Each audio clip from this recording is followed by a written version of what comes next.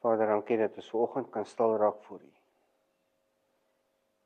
Dankie dat ons net in totale afwagting kan wees vir dit wat U beplan. Vir dit wat U vir elkeen van ons lewens beplan, die pad vorentoe wat U vir ons uitsit. Dankie vir die liefde, Vader. Dankie vir die beskerming oor elkeen van ons lewens. Dankie dat ons weet dat ons op U kan vertrou. Maar dat ons ook weet dat daar soveel meer is waarvoor ons U nog moet vertrou. Dankie dat ons vanoggend kan stil raak voor U en in die naam van die Here Jesus Christus, U Seun, na U toe kan kom. Ja, Vader, ek vra dat U nou so kom stil maak in ons. Al ons eie gedagtes en probleme en bekommernisse kom gee ons so voor U. En ons vra dat U net so sal inkom en dit sal neem en ons sal rustig maak en rustigheid sal vind in U teenwoordigheid. Heilige Gees, dankie vir U teenwoordigheid vanoggend. Dankie dat ons kan weet dat U hier is. Ons gebed is dat soos die reën hier buite val en die grond nat maak, U so sal neerval op hierdie vallei. Dat U sal inkom, dat U sal harte aanraak, dat U sal verandering bring, dat U sal nuwe lewe bring. Dankie dat ons op U kan vertrou daarvoor. Vader, ons kom bid so vanoggend vir elke plek van byeenkoms in U naam. Ons kom dra elkeen wat opgaan vanoggend om U te ontmoet so aan U op. Ons kom bid vir goddelike ontmoetings vanoggend. Ons kom bid vir veranderende harte. Ons kom bid vir veranderende denke, Vader, vir nuwe denke. Vir nuwe denke oor U en U grootheid, oor U en U redding. Ons kom dra die op wat vanoggend alleen is, Vader, wat eensaam is, wat hunker na 'n samekoms, wat hunker na iemand om net te luister na wat op hulle hart is. Ons kom bid vir hulle vir goddelike afsprake. Ons kom bid vir hierdie wat vir die wat hulle harte verhard het, Vader. Ons kom dra hulle so aan U op vanoggend. Ons kom bid dat soos hierdie reën die hartste klei sag maak, dat U sal kom en dat U hulle harte sal aanraak vanoggend. Dat U harte sal vernuwe. Dat U verandering sal bring. Vader, dankie dat U woord vir ons gegee het en dat U woord waarheid is. Soos ek deur die woord werk, besef ek die groot verantwoordelikheid om waarheid te bring, om die waarheid te ontsluit uit die woord uit. Nou Vader, ek bid dat dit wat ons spreek en wat ek spreek vanoggend die waarheid sal wees en dat U dit sal draai, sodat dit vir U aanneemlik sal wees. Dankie vir U leiding hierin. Ons bid dit so in Jesus se naam. Amen.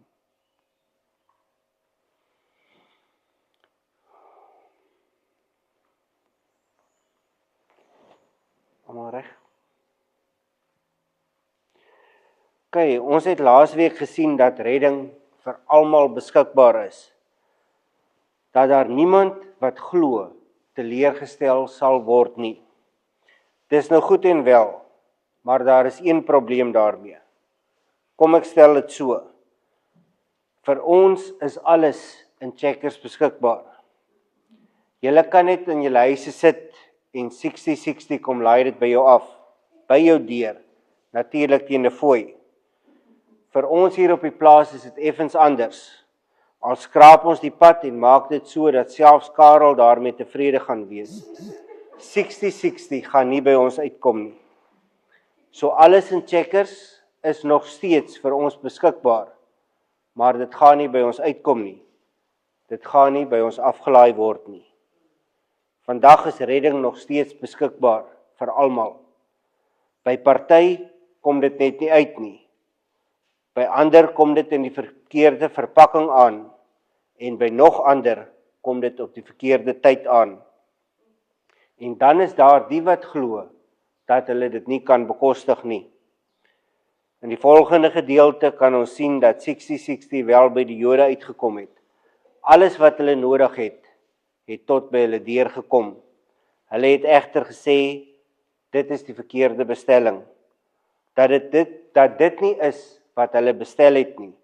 En hulle het dit wat vir hulle gegee is, nie aanvaar nie. Deur Jesus is redding beskikbaar aan beide Jode en nie-Jode. Soos ons in hoofstuk 2 vers 1 tot 3 vers 10 gesien het, is die Jode se skuld voor God meer as die van die nie-Jode. Dit is omdat hulle die verbond van God gehad het. Hulle was veronderstel om verhouding met God te hê. Wanneer die Jode dan vir Christus verwerp, doen hulle dit opsetlik en met beter wete. In die vorige gedeelte het ons gesien dat almal wat die naam van die Here aanroep, gered sal word. Die grootste gedeelte van die Jode het egter besluit om nie die naam van Christus aan te roep nie. In verse 14 en 15 kyk Paulus in 'n omgekeerde volgorde na die reddingsproses. Hy kyk na wat dit beteken om Jesus aan te roep en in dit beweeg hy van die uitwerking daarvan na die rede daarvoor.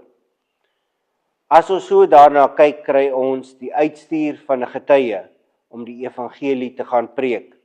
Dit lei dan dat iemand die oproep hoor om Jesus te vertrou en om hom aan te roep.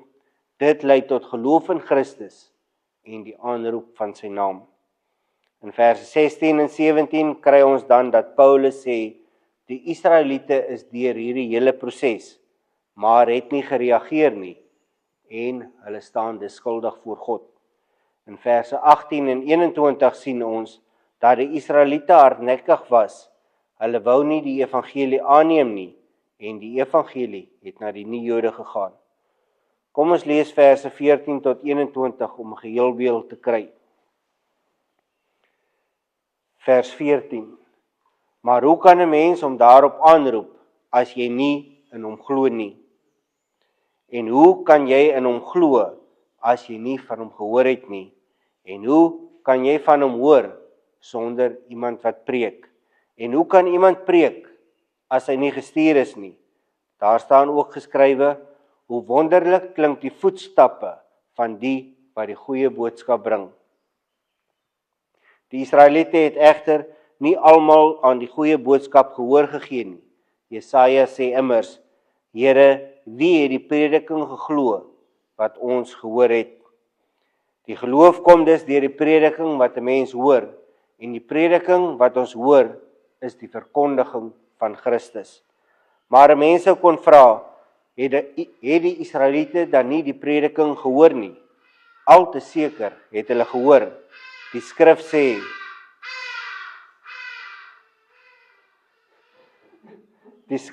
hulle prediking het oor die hele wêreld weerklink, hulle woorde tot by die uithoeke van die aarde. Of 'n ander vraag, het Israel dit nie verstaan nie? In die eerste plek wys ek op wat God deur Moses sê, ek gaan julle jaloers maak op mense wat nie 'n volk is nie, en julle kwaad maak oor 'n volk wat nie julle kennis het nie. En Jesaja gaan selfs verder, daar sê God, ek het my laat vind deur mense wat my nie gesoek het nie. Ek het verskyn aan mense wat nie na my gevra het nie. Maar van Israel sê hy, dag vir dag het ek my hande uitgesteek na 'n ongehoorsame en weerspannige volk. Dis 'n redelike mondvol. Ons het gesê verse 14 en 15 vorm die eerste eenheid in hierdie stuk. Die beskrywing van die proses hier brei uit op die belofte van vers 13, waar Joel sê dat almal wat God aanroep, gered sal word. Paulus beskryf dit agterstevoor om, vanaf die finale stap, die aanroep van God. In dit gebruik Paulus 'n reeks opeenvolgende stellings. Jy kan nie die een doen, tensy die ander een gedoen is nie. Kom ons kyk net weer na verse 14 en 15. Hoe kan 'n mens hom aanroep as jy nie in hom glo nie? En hoe kan jy in hom glo as jy nie van hom gehoor het nie? En hoe kan jy van hom hoor sonder iemand wat preek? En hoe kan iemand preek as hy nie gestuur is nie? Daar staan ook geskrywe, hoe wonderlik klink die voetstappe van die wat die goeie boodskap bring. Iemand iets sê daaroor? Niks. Ons kry hier die volgorde van aanroep, glo, preek, glo, hoor, preek en stuur. Die eerste punt wat hy maak is dat dit onmoontlik is om God aan te roep sonder geloof. Die noodsaaklike basis van God aanroep is geloof in God en in Jesus.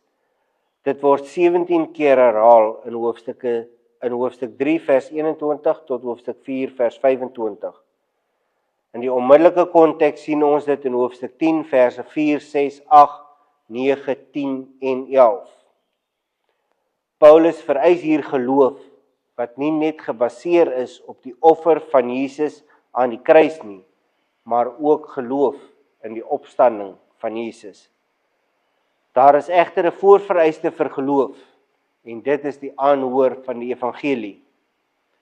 Dit is die aanhoor van die evangelie, die woord van God, die woorde van Jesus, wat lei tot geloof. Deur die Bybel is hoor nie net 'n passiewe deel, soos ons dit dikwels interpreteer nie. Hoor in die Bybel sluit ook die reaksie in van dit wat ons hoor.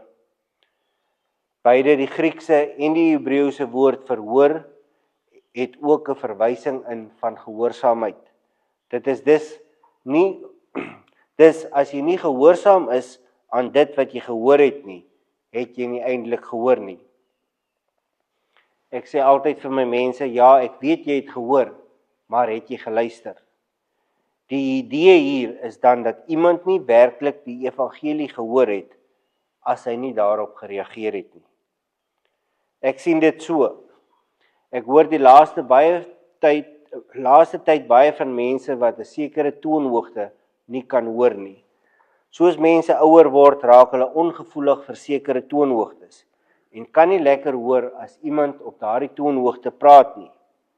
Nou ek dink dit is ook so met die evangelie. Baie keer bring ons die evangelie op 'n toonhoogte by iemand wat dit nie kan hoor nie. Daardie toonhoogte spreek net nie tot hom nie, en ons moet dit net op die regte toonhoogte vir daardie persoon aanbied.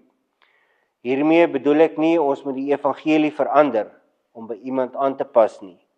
Ons moet die manier van aanbieding verander. Om te hoor is natuurlik ook nie moontlik as daar 'n geluid is nie. Paulus sê dus, iemand kan nie die evangelie hoor as iemand anders dit nie bring nie, as iemand anders dit nie preek nie. Paulus het gereeld geskryf oor die belangrikheid om die evangelie te preek, maar ook oor die voorreg wat dit is om dit te kan doen. Die verkondiging van Christus is dan ook deel van ons belangrike opdrag. Galasiërs 2 vers 2 lees ons, God het dit aan my geopenbaar dat ek moet gaan. Ek het toe die evangelie wat ek onder die heidene nasies verkondig aan die broers daar voorgelê en dit nog afsonderlik met die leiers bespreek.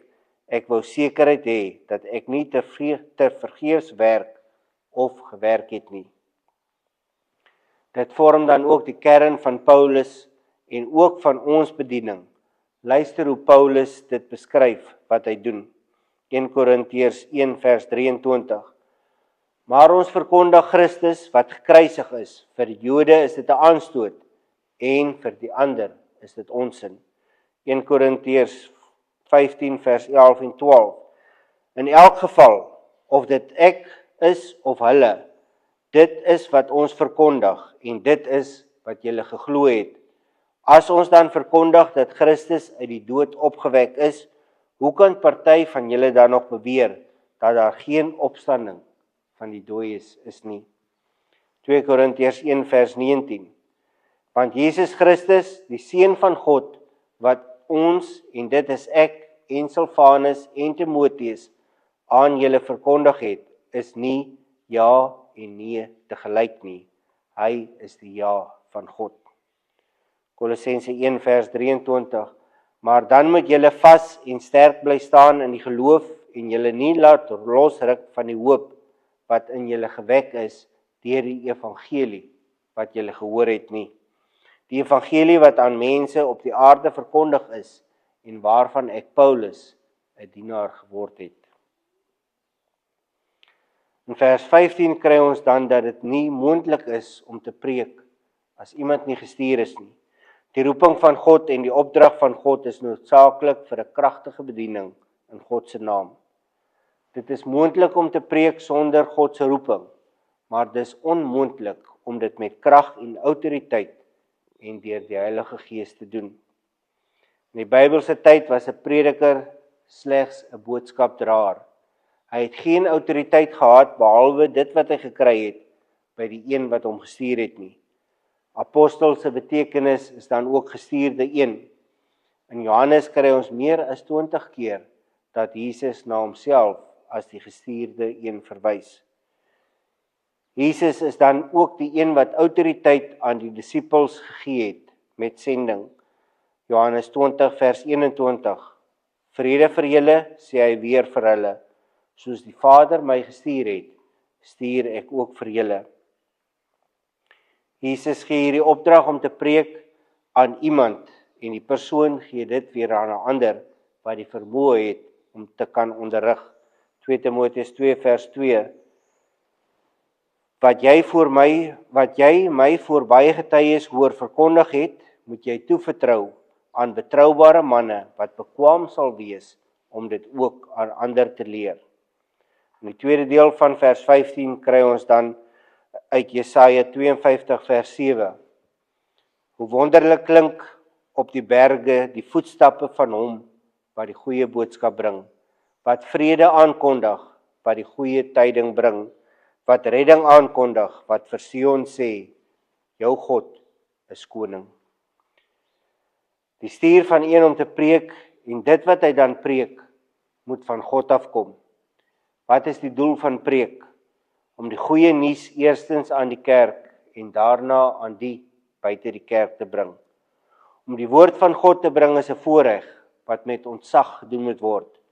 Die een wat die woord bring is nie die CEO van 'n besigheid of 'n kerk nie. Hy is nie die een wat die kerk moet vermaak elke Sondag nie. Nee, die taak is om die ware woord van God te bring. Die taak is om die kudde te voed. Johannes 21 vers 15 tot 17. Toe hulle klaar geëet het, vra Jesus vir Simon Petrus: Simon, seun van Johannes, het jy my baie lief, meer as hulle hier? Ja, Here, antwoord hy hom. U weet dat ek u liefhet. Hy sê toe vir hom: laat my lammers wei. Jesus vra hom weer 'n tweede keer: Simon, seun van Johannes, het jy my baie lief? Ja, Here, antwoord hy hom. U weet dat ek u baie liefhet. Hy sê toe vir hom: pas my skape op. Jesus vra hom die derde keer: Simon, seun van Johannes, het jy my baie lief? Petrus het bedroef geword omdat Jesus hom die derde keer gevra het: het jy my lief? En hy antwoord hom: Here, u weet alles. U weet dat ek u liefhet. Hy sê toe vir hom: laat my skape wei. Dit is ook 'n groot verantwoordelikheid om te preek. Die een wat preek sal geoordeel word volgens dit wat hy preek. 2 Timoteus 2 vers 15. Lê jou daarop toe om jou tot beskikking van God te stel as 'n arbeider wat die goedkeuring van God wegdra. 'n Arbeider wat hom vir sy werk nie hoef te skaam nie, wat die woord van die waarheid suiwer verkondig. Iemand iets daaroor sê? Kobus, jy lyk diep in gedagte.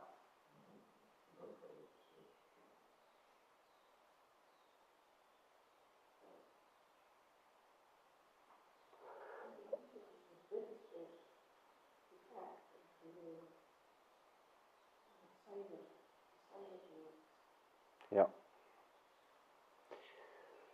Okay, lees vers 16 en 17. Die Israeliete het egter nie almal aan die goeie boodskap gehoor gegee nie. Jesaja sê immers: Here, wie het die prediking geglo wat ons gehoor het? Die geloof kom dus deur die prediking wat 'n mens hoor en die prediking wat ons hoor is die verkondiging van Christus. God stuur sy predikers na Israel, eers in die Ou Testament en dan ook in die Nuwe Testament. Al die vereistes word nagekom van verse 14 en 15, behalwe die vereiste van geloof. Nie al die Israeliete ontvang die prediking in geloof nie. Nie almal nie beteken hier slegs 'n klompie. Israel hoor dieselfde boodskap, maar kies om nie gehoorsaam te wees daaraan nie. Paulus haal weer aan uit Jesaja, uit die Griekse vertaling. Jesaja 53 vers 1. Wie sal ons glo as ons hiervan vertel? Wie sal die mag van die Here hierin kan raak sien? Ons kry dit ook in Johannes 12 vers 38. Moes die woorde van die profeet Jesaja vervul word. Here, wie het geglo wat ons gehoor het en aan wie is die mag van die Here geopenbaar? In Jesaja 52 vers 7 stuur God sy boodskapper met die goeie nuus. En in Jesaja 53 vers 1 word hierdie boodskap van God verwerp. God stuur sy boodskap van redding vir Israel en Israel kies om hierdie boodskap te verwerp. In vers 17 gebruik hy ara of therefore om die proses van redding in vers 14 en 15 op te som. God het sy deel gedoen in ons redding. Hy het die boodskapper en die boodskap gestuur. Geloof kom deur die aanhoor van die boodskap. Luister na wat Jesus sê in Matteus 11 vers 15. Fokus mooi, dis 'n baie lang en belangrike vers. Wie ore het, moet luister. Die betekenis hiervan is dat indien jy kan hoor, moet jy onmiddellik reageer en onmiddellik gehoorsaam wees. Ons kry in die boek Openbaring en die briewe aan die 7 kerke elke keer, elkeen wat kan hoor, moet luister na wat die Gees vir die gemeente sê. In Openbaring kry ons dan, ons moet luister na wat die Gees sê, en Paulus voeg by, na wat die Gees sê oor Jesus. Hierdie boodskap is dan 'n drieledige boodskap van God drie-enig. Die Vader stuur dit, die Gees spreek dit, en die inhoud van die boodskap is oor Jesus Christus. Hierdie boodskap gaan dus oor Christus. Paulus se boodskap is dan oor dit wat Christus kom doen het. Hy het redding gebring deur sy bloed aan die kruis. As ons na Handelinge kyk, sien ons dat hierdie boodskap wel aan die volk Israel gebring is. Sover soos Paulus gegaan het, sien ons dat hy Romeine 1 vers 16 vervul het. Hy bring die boodskap eers aan die Jode en dan aan die nie-Jode. Hierdie boodskap is egter nie ontvang nie en dit het nie tot geloof gelei nie. Vandag kry ons ook dat die boodskap van die evangelie nie ontvang word nie. As 'n kerk, en nie net ons kerk nie, maar die kerk oor die wêreld, moet ons osself afvra, is die boodskap wat ons verkondig nog suiwer? Onafgewaarterde, kragtige boodskap wat die profete en die apostels gebring het. Word boodskappe in die kerk gebring wat die woord van God ontsluit, of gaan dit oor onderwerpe wat van belang is in die samelewing? In 1 Petrus 2 vers 2 tot 3 staan daar, soos pasgebore kindertjies smag na melk, moet julle smag na die suiwer geestelike melk, sodat julle daardeur kan opgroei en die saligheid verkry. Julle het immers ondervind dat die Here goed is. Ons kan op twee maniere na Christene kyk, dat hulle onleerbaar is, wat ek nie dink die geval is nie, of dat hulle eenvoudig net nie lering ontvang nie. Is ons kerke nie vandag op die dieet van kitskos, wat net eenvoudig nie voedsaam is nie ingestel, en nie lei tot die groei na volwassenheid nie. Kom ons los dit daar vir vandag. Ek dink ons kan saamstem dat die wêreld vandag geestelik nie op 'n goeie plek is nie. Wanneer ons die nuus of sosiale gebeure dophou, sien ons nie die kerk nie. Ons sien nie die beeld van Jesus nie. tog stuur God die boodskap, die Heilige Gees spreek dit uit en hierdie boodskap gaan oor Jesus. Het die boodskapper dan weggeraak? Is die boodskapper nie hoorbaar nie? Hoekom sien ons nie die boodskapper wat die ware, onverdunde woord van God moet bring nie? Ek het in die laaste 2 weke gesê, ons moet fokus op ons geloof. En ons het gister gehoor, dis 'n weier, word weier so daaroor gedink. Vandag sit ek by, ons moet bid vir die boodskappers. Baie van die boodskappers het onder druk en verleiding geval. Baie het besluit, 'n afgewaterde boodskap is gemakliker. Nog ander het so besig geraak om hulle bediening te bestuur, dat hulle nie by die God van hulle bediening uitkom nie. Ons moet bid vir alle boodskappers van God. Ons moet bid vir die verkondiging van die ware woord van God. Ons moet bid dat alle boodskappers wat God uitstuur, hulle roeping sal aanvaar en die boodskap gaan verkondig. Elkeen van ons het lering ontvang. Ons verantwoordelikheid is om seker te maak dat daardie lering suiwer is. Wanneer ons dit gedoen het, is ons verantwoordelikheid om dit dan weer aan ander te gaan deel. Indien ons elkeen die week uitgaan en ons klein deeltjie doen, en God sit sy krag daarby, sal ons verandering sien. Mag God ons elkeen seën in wat hy ons roep om te doen.